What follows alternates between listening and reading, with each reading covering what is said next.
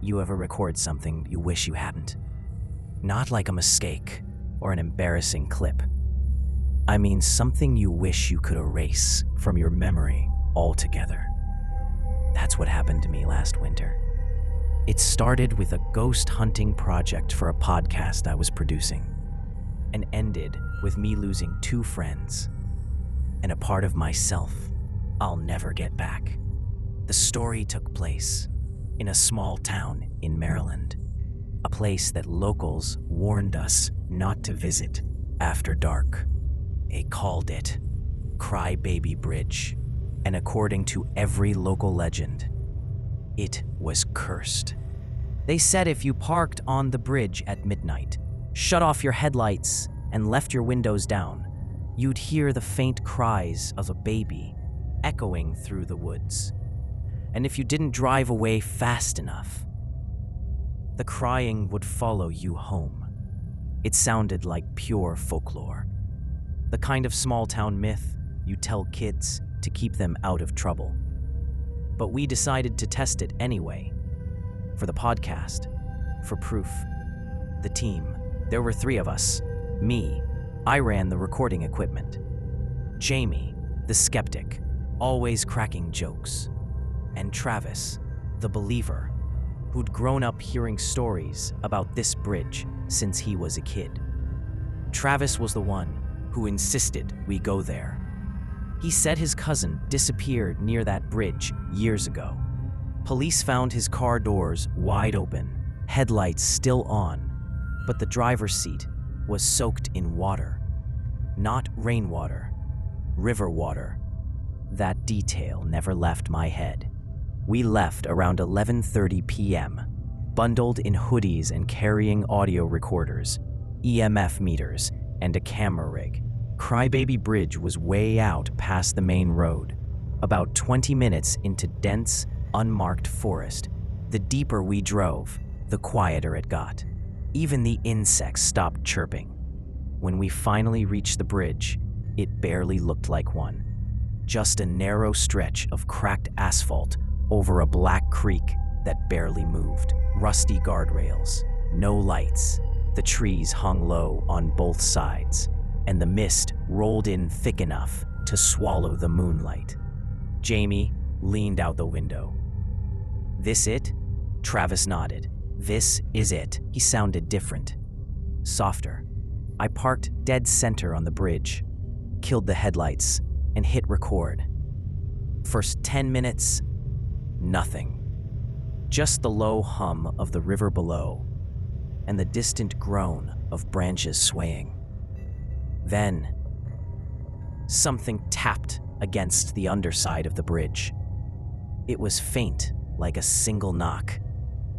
Then another. Then 3 in a row. Jamie grinned, trying to play it off. Probably a fish or like a raccoon or something. But Travis was dead silent, staring out into the fog. His breathing grew shaky. "I've heard that before," he whispered. "That's how it starts." And then, like a cue, we heard it. A baby crying, soft, muffled, coming from below the bridge. It was unmistakable, high-pitched, fragile, and full of pain. It echoed through the fog like the air itself was weeping. Jamie's smirk vanished. "Dude, that's not funny." But none of us were laughing.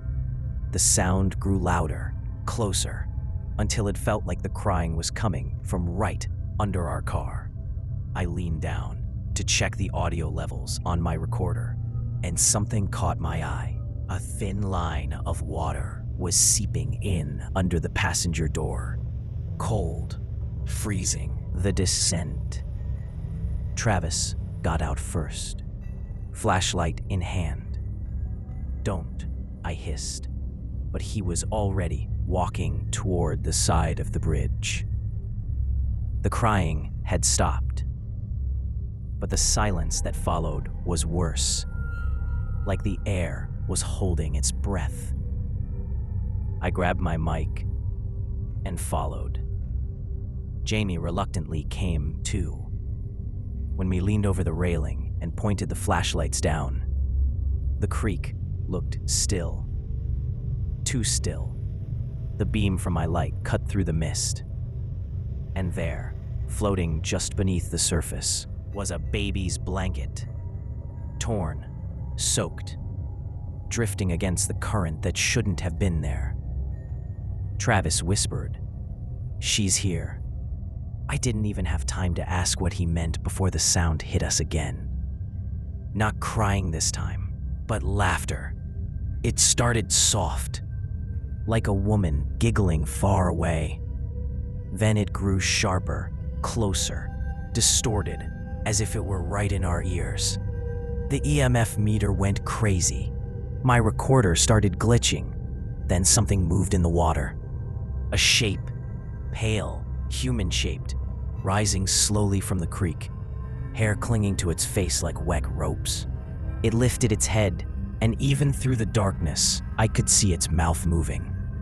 But no sound came out. Travis whispered, "She's saying something." We all leaned in, and that's when I saw it. A pair of eyes, cold, black and wide, staring right back at me. The fall. The next few seconds are chaos on the recording. Jamie screaming. The crunch of metal as we all backed away and slammed into the car. Then the unmistakable sound of hands slapping against the side of the bridge. Wet, heavy, desperate. We jumped into the car, doors slamming shut. But before I could start the engine, something thudded against the roof. Once, twice, then dragging sounds, like someone crawling. Jamie shouted, "Go, go!" The car roared to life, and I floored it. But as the bridge disappeared in the rearview mirror, I swear I saw a figure standing in the fog. A woman, holding a bundle in her arms. The crying started again, not from outside this time, but from the back seat. I turned around so fast, I almost wrecked the car. Nothing there, just the dark. But the sound didn't stop. The aftermath. We drove straight to my apartment, speechless the whole way. When we got there, Jamie refused to stay. He threw his gear into the trunk and sped off, saying he was done with this haunted crap. Travis and I went inside, shaking. I hooked up the recorder to my laptop and played it back. At first, it was just what we'd heard. The knocks, the crying, the laughter. But then, a whisper appeared. A voice neither of us remembered hearing in person. It said, "Leave him here." Then, static, and faintly, a baby crying again. Travis looked sick. "That's her," he muttered. "She's still trying to find him." He got up and walked out without another word. I never saw him again after that night. 2 days later, his car was found abandoned near the same bridge. Driver's door open, engine running. The inside was soaked in water. The playback. I tried to contact Jamie after that, but he didn't answer any calls. I figured he was spooked and just wanted to forget. So I decided to finish editing the episode myself. Bad idea. Around 3 a.m., I was reviewing the last part of the audio when something strange happened. The crying sound, the one from the bridge, didn't end when the recording stopped. It kept going, even after I closed the file. I pulled my headphones off, and the sound was still playing.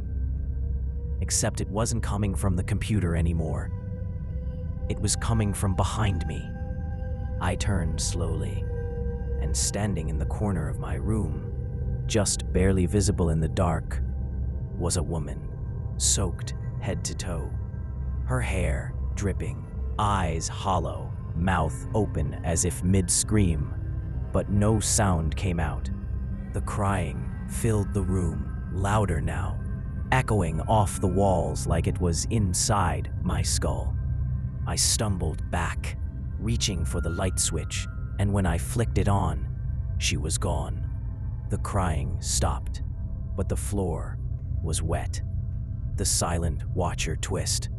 The next morning, I checked my equipment. All the files were corrupted, except one.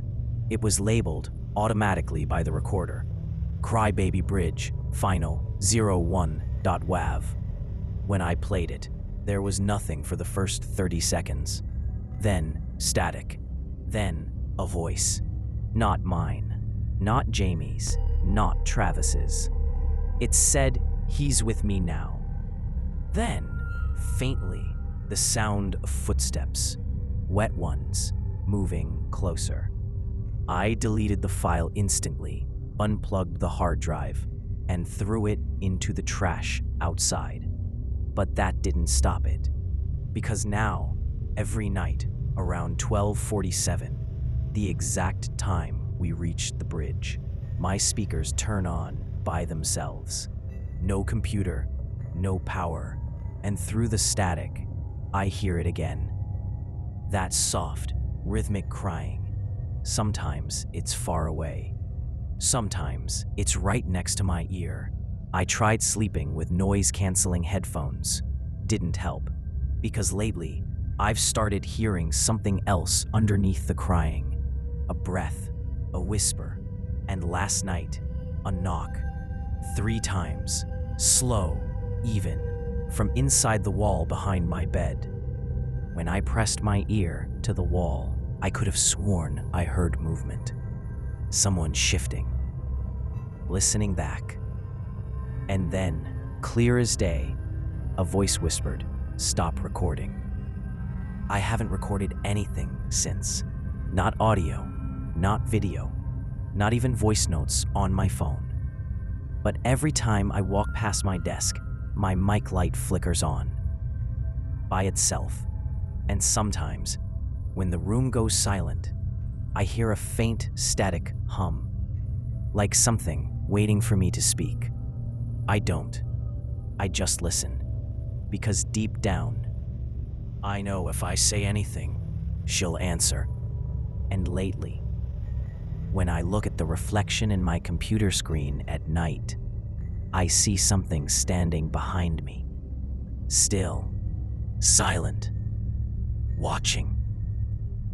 Remember, the scariest stories are the ones that feel real, and sometimes, when you think you're safe, someone might still be watching. If you enjoyed this story, share your thoughts in the comments below. This is Cryptwink HQ. Thanks for listening, and stay safe.